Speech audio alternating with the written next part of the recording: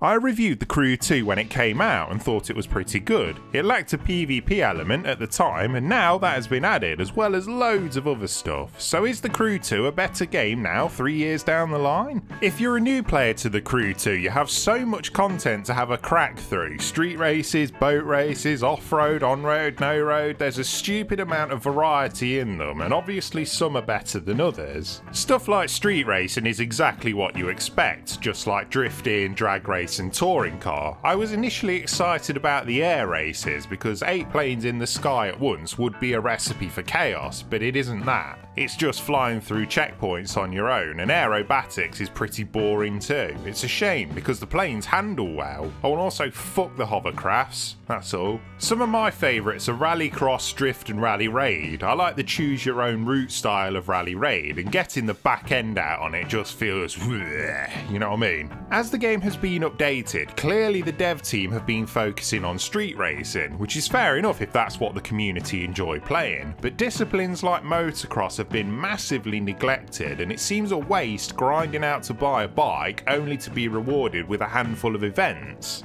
Each discipline feels different though, and that's the Crew 2's biggest strength. Going from the hyper grippy Formula 1 cars to the slippy slidey rallycross cars can take some getting used to, but it adds a lot of variety and makes the races a lot more interesting, unlike Forza Horizon 4 where everyone just tunes their car to go off-road because that's all the online is. They recently added in police interceptor events into the game, and my god, talk about wasted potential. You drive around a boring circuit and smash criminals, but not criminals because they are actors and this is a TV show. No interesting cops and robbers PvP mode like the first game, no police in the open world for chases like the first game. But other disciplines that were added in, like Demo Derby, are top shelf. It's a good laugh, and the PvP events using it are cracking fun. It's just a shame they can't all be up to this level of quality. The way the dev team have integrated tracks into the open world is to be admired. There's so many good ones, and the ones that stand out to me is the Harley Davidson event where you go through Yosemite National Park. It's not only a good race with challenging turns, but takes you through some great scenery. It's a shame that exploring the said open world is kind of pointless though. You can find loot boxes and do photo ops, but the rewards for them are crap and you get plenty of loot from events anyway. The core racing is completely fine. Like I said, there's a massive variety of handling models, but all are easy enough to get to grips with. However, the AI within the offline races is very boring. They never do anything exciting like crash or try to ram you off, just the same boring racing line over and over. Though rubber banding was never that bad for me. It can sometimes bullshit you on the harder difficulties, but the AI cheats in other ways.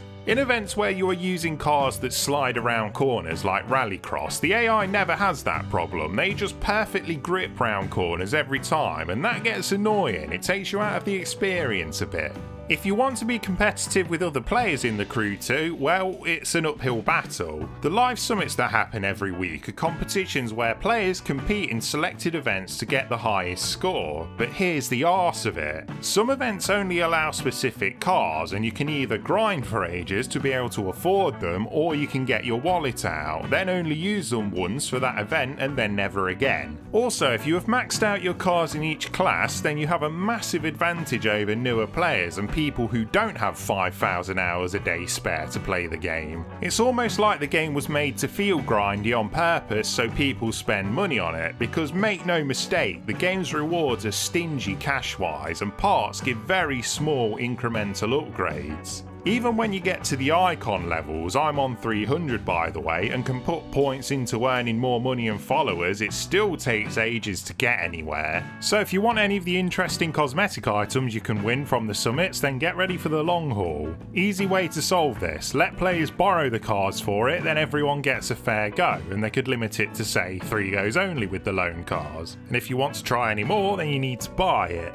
And then we come on to the standard PvP mode, which is unbalanced as well. Everyone's car is put to max level, which you might think is good, but there are cars that are just better at max rank than others, so again, if you're new, you don't have a chance against people who have grinded to get them. Smacks of pay to win, to be honest, and I know people will say you need to grind the parts to make them good. Well, I bet these people already have the parts on another car to transfer over, because let's face it, the people who also pay money on this game are also the ones who put thousands of hours in because they want to justify their purchase. Even in 2021, The Crew 2 is a decent looking game. The variety in the world is good and the detail in the cities and suburbs is pretty immersive, but out in the more rural parts of the map it can feel empty and lifeless. But you know, it's rural, what else can it be? The sound design is mostly top stuff, though some cars do sound a bit weak. The one that stood out to me most was the McLaren P1. It sounds like a lawnmower. A pretty efficient one, but a lawnmower nonetheless. In the end, The Crew 2 is a very good game. I mean, you can't really ask for more variety in a racer, but it's let down by its obnoxious grind and pay-to-win PvP elements. And also giving players with more time in the game a massive advantage, which you might argue is how it should be.